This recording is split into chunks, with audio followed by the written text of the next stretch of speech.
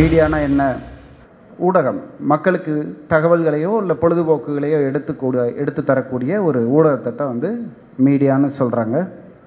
அந்த மீடியாவில் என்னென்ன இருக்குது அப்படின்னு கேட்டிங்கன்னா, அச்சு நிறுவனங்கள், அதாவது பிரிண்ட் மீடியா அப்படின்னு சொல்கிற இதழ்கள், நாளிதழ்கள், வார இதழ்கள், மாத இதழ்கள், அந்த மாதிரியான இதழ்கள், செய்தித்தாள் நிறுவனங்களை வந்து அச்சுத்துறை அப்படின்னு சொல்லி சொல்கிறோம். இது இந்தியாவில் கிட்டத்தட்ட ஒரு 15,000 இருக்குது. நான் ஏற்கனவே சொன்ன மாதிரி எல்லா வகைகளையும் சேர்த்து இந்தியாவில் மட்டும் 15,000 செய்தி நிறுவனங்கள் இருக்குது. அதே மாதிரி வானொலி, அரசு வானொலி நிலையங்கள், தனியார் வானொலி நிலையங்கள் மற்றும் ஒவ்வொரு கல்லூரிகளில் போய் பார்த்தீங்கன்னா சமுதாய வானொலி நிலையங்கள் இருக்குது. ஸோ கல்வி சார்ந்த நிகழ்ச்சிகளை ஒளிபரப்பக்கூடிய அந்த சமுதாய வானொலி நிலையங்கள், இப்படி வெவ்வேறு வகையான வானொலி நிலையங்கள் 500க்கும் மேற்பட்டு இந்தியாவில் இருந்து வந்துக்கிட்டு இருக்கு. அதே மாதிரி தொலைக்காட்சி இந்தியாவில் பார்த்தீங்கன்னா வெவ்வேறு மொழிகளில், தமிழாக இருக்கட்டும், தெலுங்காக இருக்கட்டும், கன்னடாவாக இருக்கட்டும், இந்தியாவில் இருக்கிற ஒரு 27 மொழிகள்லையும் டெலிவிஷன் தொலைக்காட்சி சேனல்ஸ் இருக்குது. இது வந்து பார்த்தீங்கன்னா 700 கிட்ட இருக்குது, 700 இருக்குது.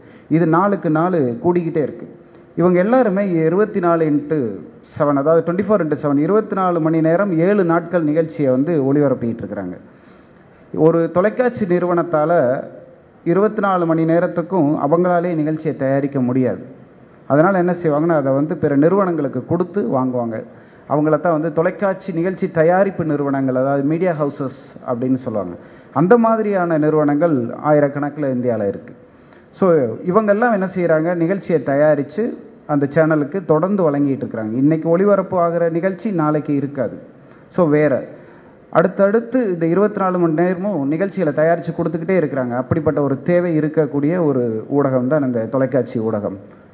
ஒரு நிகழ்ச்சியை தயாரிக்கும் போது அதில் கிட்டத்தட்ட ஒரு 50லேருந்து 100 பேர் அதுக்கு பின்னாடி வேலை செய்கிறாங்க. அப்போ கணக்கெடுத்து பார்த்துக்கோங்க, 700 சேனல் 24 மணி நேரமும் நிகழ்ச்சியை கொடுத்துக்கிட்டே இருக்குது.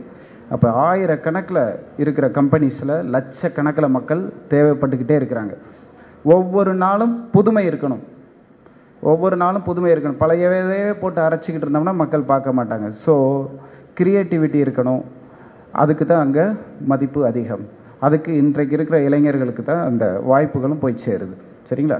இதே மாதிரி திரைப்படங்கள் இந்தியா முழுக்க கணக்கெடுத்து பார்த்தீங்கன்னா ஒரு 1000 திரைப்படங்கள் வெளியே வந்துட்டு இருக்கு, வெவ்வேறு மொழிகளில் சேர்ந்து. தமிழ்நாட்டில் ஒரு ஆவரேஜாக 100-150 மூவிஸ் வந்து வந்துக்கிட்டு இருக்கு.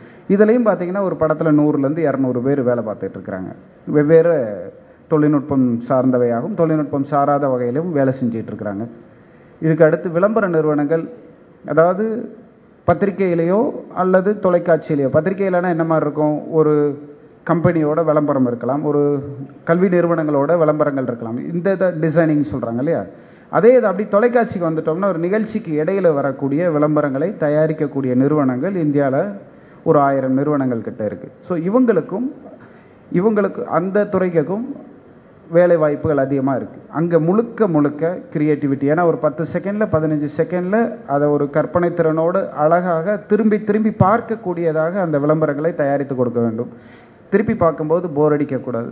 அந்த மாதிரி தயாரிக்கிறதுக்கு நல்ல காசு, அதுக்கு ஸ்கிரிப்ட் எழுதுகிறவங்களுக்கு தான் அதிகமான காசு அங்கே இருக்குது. அதுக்கப்புறம் தொழில்நுட்பம் அதில் நடிக்கிறவங்களுக்கு எல்லாருக்கும் போய் சேர்ந்தாலும் அந்த ஸ்கிரிப்டு, அந்த கான்செப்டுக்கு தான் விலை அதிகம். சரி, இதுக்கெல்லாம் வேலைக்கு போகணும்னா என்ன படிக்கணும்? அடிப்படை தேவை கற்பனை திறனும் கலை ஆற்றலும் மட்டுமே மூலதனம், வேறு எதுவும் தேவையில்லை. உங்களுடைய கிரியேட்டிவிட்டி, கமிட்மெண்ட், இந்த ரெண்டுமே இருந்தால் போதும். டெக்னிக்கை ஆசிரியர்கள் கற்றுக் கொடுத்துருவாங்க, கல்வி நிறுவனங்கள் கற்றுக் கொடுக்கும். அது ரொம்ப சுலபம், அது ஒன்றும் பெரிய பிரச்சனையே கிடையாது. அந்த தொழிலே உண்டு புகழ். இந்த ஒரு துறையில் வந்து மீடியா துறையில் தான் புகழ் உடனடியாக கிடைக்கும். ஒரு சின்னதாக ஒரே ஒரு ஷார்ட் ஃபிலிம் எடுத்துட்டிங்கன்னா அது எங்கேயோ கொண்டு போய் விட்டுரும். அதே மாதிரி ஒரு சின்ன டாக்குமெண்ட்ரி எடுத்தால் போதும், பெரிய அளவில் சாதிக்க வேண்டாம். ஒரு கார்ப்பரேட் நிறுவனத்தில் போய் 100ல் 1 வேலை செய்கிறத விட மீடியாவில் வருஷத்துக்கு ஒரே ஒரு ப்ராடக்ட் எடுத்து நீங்கள் கொடுத்து உலக புகழ் பெறலாம். அந்த மாதிரியான ஒரு புகழ் தேரக்கூடிய ஒரு தொழில்.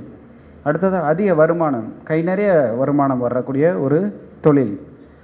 இந்த துறையில் எப்படின்னு கேட்டிங்கன்னா, ஆரம்பங்களில் ஒரு 10-15 இருக்கும். ஆனால் 2 ஆண்டு 3 ஆண்டுகள் தாண்டி போயிட்டீங்கன்னா அது 2 மடங்குலேருந்து 4 மடங்குகளாக உயரக்கூடிய ஒரு தொழில். மீடியா படிப்பில் எது சிறந்தது? Bachelor of journalism and mass communication அப்படிங்கிற கோர்சஸ் எல்லா இடத்துலையும் இருக்கும். அதை படிச்சிங்கன்னா நீங்கள் வந்து இதழியல் துறையில் வேலைக்கு போகலாம். பேச்சுலரோ இல்லை மாஸ்டர்ஸோ படிக்கும் பொழுது அந்த துறைக்கு வேலைக்கு போகலாம். விஷுவல் கம்யூனிகேஷன் அப்படிங்கிற ஒரு துறை வந்து ஒரு 10-15 ஆண்டுகளாக பாப்புலர் ஆயிருக்கு. அந்த விஷுவல் கம்யூனிகேஷன் கோர்சஸில் என்ன சொல்லித்தர்றாங்க அப்படின்னு கேட்டிங்கன்னா, இதழியல் சொல்லித்தராங்க, ரேடியோ ஒரு பாட்டு சொல்லித்தராங்க, அட்வர்டைஸிங் ஒரு போர்ஷனாக இருக்கும், அப்புறம் டெலிவிஷன் ப்ரொடக்ஷன், ஃபோட்டோகிராஃபி, இப்படி எல்லா கிராஃபிக்ஸ், இப்படி எல்லாத்தையும் ஒவ்வொரு செமஸ்டரில் ஒரு தடவை சொல்லி கொடுத்துருவாங்க. கிட்டத்தட்ட 6 செமஸ்டரில் ஒவ்வொரு பாடங்களாக கற்றுக்கிட்டு வெளியில் வரும் பொழுது அந்த மாணவர்களுக்கு ஒரு குழப்பம், எந்த துறைக்கு போகிறது, இதில் நான் கிராஃபிக்ஸ் போவா, இல்லை ஃபோட்டோகிராஃபர் போவா, ஜேர்னலிஸ்டாக போவா, இந்த ஒரு குழப்பம் இருந்துக்கிட்டே வருது. நிறைய பேர் அந்த குழப்பத்தில் சிக்கிட்டு திருப்பி ஒரு அடிஷ்னலாக ஏதாவது ஒரு டிப்ளமா அந்த ஏரியாவில் நான் ஒரு 2D அனிமேஷனோ இல்லை 3D அனிமேஷனோ இல்லை டெலிவிஷன் ப்ரொடக்ஷனோ படிக்கிறதுக்கு முன் வந்துக்கிட்டு இருக்கிறாங்க.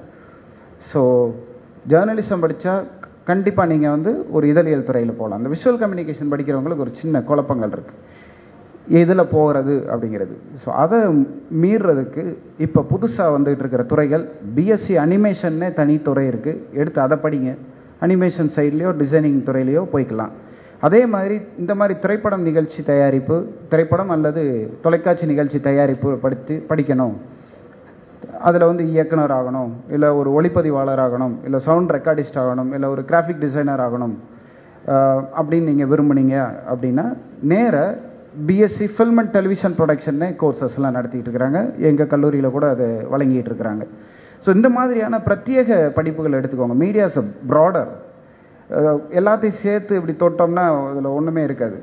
ஏதாவது ஒன்றா தான் நம்மளால் ஆக முடியும். ஒரு இயக்குனராகவோ இல்லை ஒரு ஒளிப்பதிவாளராகவோ இல்லை எடிட்டராகவோ சவுண்ட் ரெக்கார்டிஸ்டோ ஆகணும். ஏன் அதுவே ரொம்ப ப்ராடான ஏரியா. அதை பற்றி ஒரு 3 வருஷம் முழுமையாக படிச்சுட்டு போகும்போது நம்ம வந்து பெரிய வல்லுநராக ஆக முடியும். அந்த மாதிரியான ஒரு படிப்பு எடுத்து படிங்க. அரசு கல்லூரிகள் அப்படின்னு பார்த்தீங்கன்னா சென்னை, புவனேஸ்வர், அதாவது ஒரிசா, பூனே, கொல்கத்தா, இங்கே வந்து அரசு கல்லூரிகள் இருக்குது. அவங்க வந்து திரைப்படம் மற்றும் தொலைக்காட்சிக்கான படிப்புகளை நடத்திக்கிட்டு வராங்க. இருந்தாலும் அவங்க அந்த படிப்புகள் எல்லாமே டிப்ளமா தான். இன்றைக்கி வர டிகிரி கிடையாது. அதுக்கு எலிஜிபிலிட்டி +2 முடிச்சுட்டு 3 ஆண்டு படித்து அதுக்கு டிப்ளமா வாங்குறதுக்கு டிகிரியே படிங்க. டிகிரி படிக்கும் பொழுது நல்ல மரியாதை இருக்குது. தொழிலில் வேலைக்கு போகும் பொழுது உங்களுக்கு வந்து பணி உயர்வுக்கான வாய்ப்புகள் அதிகம். டிப்ளமா படித்தவங்களுக்கு அப்படியே தான் இருக்க வேண்டியது இருக்குது. ஸோ இதெல்லாமே வந்து தேவைப்படுது. ஏன்னா திடீர்னு நான் வந்து ஓகே ஒரு மேனேஜர் போஸ்டிங் போகிறேன், இல்லை ஒரு சேனலோட ஹெட் ஆக போகிறேன்னா மாஸ்டர் டிகிரி வேணும், ஒரு MBA படிக்கணும்னா டிகிரி வேணும். ஸோ அந்த மாதிரியான ஒரு துறையை எடுத்து படிச்சுக்கோங்க. இதில் பெஸ்ட் அப்படின்னு என்ன கேட்டிங்கன்னா, இன்றைக்கி இருக்கிற சுச்சுவேஷனில் ஆடியோ விஷுவலை கற்றுக்கிட்டா எல்லாம் மல்டிமீடியாவுக்கும் வேலைக்கு போய்க்கலாம், பிரிண்ட் மீடியாவுக்கும் வேலைக்கு போய்க்கலாம். பிரிண்ட் மீடியாவில் படிச்சுட்டு இங்கே தொலைக்காட்சிக்கோ திரைப்படத்துக்கோ வர்றது கஷ்டம். நீங்கள் படிக்கிறத திரைப்படம் மற்றும் தொலைக்காட்சியை படிச்சுக்கோங்க, எங்கே வேணாலும் சர்வை பண்ணலாம். சரிங்களா? ஸோ பிஎஸ்சி டெலிவிஷன் ப்ரொடக்ஷன் அப்படிங்கிற ஒரு கோர்ஸ் நடத்துகிறாங்க இங்கே இருக்கிற மதுரையில் சுப்புலட்சுமி கல்லூரியில். தேர்ந்தெடுத்து படிங்க, நல்ல ஃபியூச்சர்ஸ் இருக்கும். கல்வி தகுதி யூனிவர்சிட்டி சொல்கிறது +2, எந்த குரூப்பாக இருந்தாலும் சரி ஒரு 60% மார்க் இருந்தால் போதும்.